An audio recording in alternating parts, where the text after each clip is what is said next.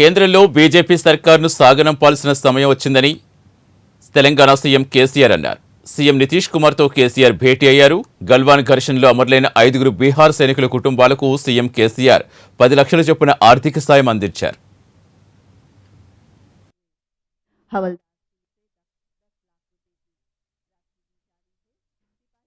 अपने हाथ बटाते हुए, अपने खून पसीना बहाते हुए हैदराबाद की एक दुर्घटना में शहीद हुए श्रमिकों के परिवार के भाई बंधुओं बहनों माओ, मैं आप सभी को प्रणाम करता हूं। काफी समय से दिल पे बड़ी बोझ थी कि पटना आए और इस पावन धरती पर शहीदों का सम्मान में कुछ हमारे राज्य के ओर से उनके परिवारों के लिए कुछ मदद करें। जैसा हमारे मुख्य सचिव जी श्री सोमेश कुमार जी ने कहा है, हम आपके परिवारों के प्रियजन जिनको आपने खोए हैं देश के शहादत में, हम उनको वापस नहीं ला के दे सकते, लेकिन एक संदेश जरूर इस देश को हमेशा रक्षा करने वाले हमारे सैनिकों को, हमारे सिपाहियों को जाना चाहिए कि सारा देश, सारा राष्ट्र आपके साथ खड़ा है। इससे आत्मबल बढ़ता है हमारे सैनिक बलों का, देश के रक्षा करने वालों का, देश के सुरक्षा दलों का, और देश बना रहता है।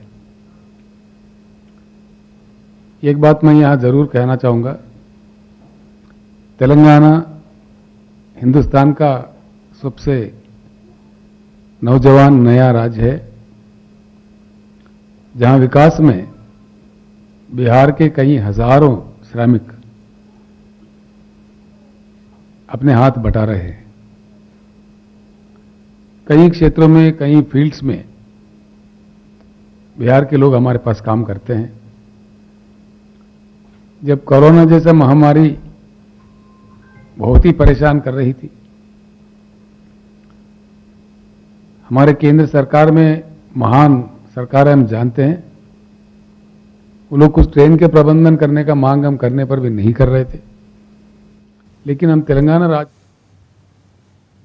8 ఏళ్ల మోదీ పాలనలో దేశం పూర్తిగా నష్టపోయిందని ధ్వజమెత్తారు. స్వాతంత్ర్యం వచ్చి 75 ఏళ్లైనా దేశ రాజధాని ఢిల్లీలో తాగునీటి అవసరం తీర్చలేకపోతున్నారని విమర్శించారు. ప్రతి విషయంలో చైనాతో పోల్చుకుంటున్న మనం, భారత్ ఏ రంగంలోనూ ప్రగతి సాధించలేదన్నారు. జాతీయ జెండా కూడా చైనాలో తయారై వస్తోందని ఎద్దేవా చేశారు. सरकार की नीति से नारा के सिवाय कोई काम असल में आता ही नहीं, उपलब्ध होता ही नहीं। यहां तक के देश के राजधानी दिल्ली में पानी की उपलब्धि नहीं है। 75 साल के आजादी के बाद आज हमारे कई मित्र हर दिन पानी खरीदते हैं दिल्ली शहर में। 222 तक हर गरीब का अपना मकान होगा, ये मोदी जी का खुद का वादा है। क्या सफल हुआ? मिला सबको मकान? किसानों का आय डबल कर दिया जाएगा। किसानों का इन्वेस्टमेंट डबल हो गया, लागत डबल हो गया, आय कहां डबल हुआ? बेटी पढ़ाओ बेटी बचाओ, हर दिन रेप होते सौों के तादाद में। किस वर्ग का विकास हुआ, किसका रक्षा हुआ? और इसको, इन सब चीजों को छोड़ के एक दूसरी बहुत बड़ी खतरा बात, देश के लिए बहुत बड़ा खतरा ये लोग खड़ा कर रहे हैं। एक अच्छे भारत को खराब करने का जो प्रयास हो रहा है, ये कहां ले जाएगा अपने देश को? इसीलिए इकोनॉमी भी खत्म, कर्जा बढ़ गया, रुपये वैल्यू गिर गया, प्राइस राइज हो गया, किसी सेक्टर में सुधार नहीं आया, ना पीने का पानी मिला, ना सिंचाई का भरपूर पानी मिला, ना गरीबों का कोई अच्छा देखभाल हुआ। तो किसका लाभ हुआ, किसका फायदा हुआ? फायदा कुछ नहीं हुआ, विनाश हुआ। और साथ ही साथ बहुत बड़ा खतरा, धर्म के नाम पे दुनिया को तोड़ के, लोगों को तोड़ के, सबसे बड़ा बात है मेक इन इंडिया। क्या है नतीजा मेक इन इंडिया का? हमारे बच्चे जो पतंग उड़ाते हैं उसके मांझा तक चाइना से आता है, नाखून काटने का नेल कटर तक चाइना से आता है, शेविंग ब्लेड तक चाइना से आता है, राष्ट्रीय ध्वज भी हमारा तिरंगा चाइना से बनाया हुआ इंपोर्ट करते हैं। कहां गया खादी हमारा? हमारा बुनकरों का क्या हाल है? क्या हो रहा है? फिर मेक इन इंडिया किधर गया? उसका क्या नतीजा निकला? सही सवाल अगर हम अपने दिल से पूछे, हुआ कुछ नहीं है, विनाश ज्यादा हुआ है।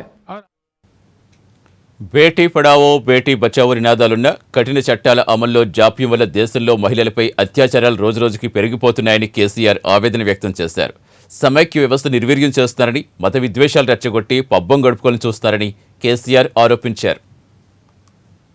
केंद्र सरकार के नाकामियों के वजह से आज काफी नुकसान हुआ देश का हर सेक्टर में। साथ ही साथ जो राज्य काम कर रहे हैं अपनी जगह अच्छा खड़े होकर काम कर रहे हैं, कुछ एक अलग नीति बना के फेडरल सिस्टम को पूरा खत्म करके FRBM एक्ट में तोड़ मरोड़ करके ఢిల్లీలో రైతులు చేసిన దీక్షకు మోడీ క్షమాపణ చెప్పాల్సి వచ్చిందని ఎద్దేవా చేశారు. తెలంగాణలో అమలు చేస్తున్న రైతు బంధు, రైతు బీమా లాంటి పథకాలు దేశవ్యాప్తంగా ఎందుకు అమలు చేయలేకపోతున్నారని ప్రశ్నించారు. 13 महीने किसानों को क्यों आंदोलन करना पड़ता है इस देश में? बहुत ही महान देश है हमारा, भगवान ने, प्रकृति ने काफी संपत्ति दी है। हमारे नदियों में 70,000 TMC पानी बहते हैं। आज तक देश ने सिर्फ 20-22 हजार TMC ही इस्तेमाल किया है। और वाटर वार्स होते हैं, जल युद्ध होते हैं, क्यों होने लगते हैं? बिजली 4 लाख मेगावाट के ऊपर बिजली की उपलब्धि देश में है, लेकिन देश को, किसानों को भी, आम लोगों को भी ఎల్ఐసిని ప్రైవేటీకరణతో పాటు లాభాల్లో ఉన్న ప్రభుత్వ రంగ సంస్థలను అమ్మేస్తున్నారని దుయ్యబట్టారు. మోదీ సర్కార్ బీజేపీయేతర విపక్షాలను తీవ్ర ఇబ్బందులు పెడుతోందన్నారు. ప్రజాస్వామ్యబద్ధంగా ఎన్నికైన ప్రభుత్వాలు కూల్చేస్తోందని విమర్శించారు. Complete privatisation totally. LIC को क्यों प्राइवेट कर रहे जी? दुनिया का बहुत बड़ा इंश्योरेंस कंपनी है, सक्षम कंपनी है, सक्रिय कंपनी है, करोड़ों जनता का, इस देश का बहुत प्यारा कंपनी है, उसको क्यों काटा जा रहा है, क्यों बेचा जा रहा है? पोर्ट भी बेचते, एयरपोर्ट भी बेचते, रेल भी बेचते, क्या बचेगा देश के लिए? इनका योगदान क्या है? ये बेचने में लगे हुए हैं। आखिर एक ही नारा बचा है, बेचो इंडिया, सब बेच दो। ये कुछ कमजोर लोगों को डराते हैं, विपक्षियों को जिस तरह से सताते हैं, ये सच्चे हरिश्चंद्र के भाई है क्या? आज सबसे ज्यादा पैसे खर्च करने वाला चुनाव के टाइम पे भारतीय जनता पार्टी है, ये सारा दुनिया जानता है, सभी को मालूम है, आप लोगों को भी मालूम है, हम सभी जानते हैं। सबसे ज्यादा पार्टी में पूंजी रखने वाला पार्टी भारतीय जनता पार्टी है। घोटाले किए जा रहे हैं।